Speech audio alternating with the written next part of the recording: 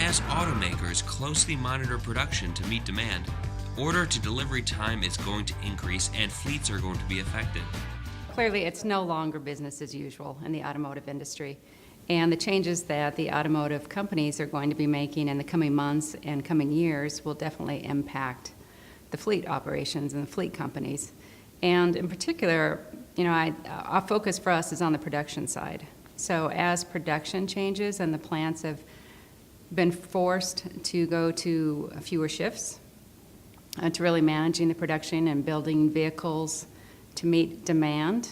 And on the other side of the coin, the dealers are in a situation where they're trying to get more cars. They're at a very low number of days supply.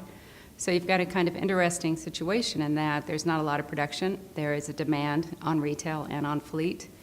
And what is going to happen, I think, for the fleet industry is they're going to see some real changes in the order-to-delivery times in the 11 model year and probably through 12 model year selector process.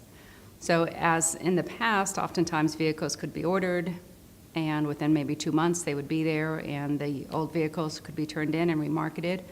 It's, I think, going to be a different situation now because because production is down, the shift process is down, there's an increased demand on vehicles that are coming out of the plant. So I think order-to-delivery time is going to increase.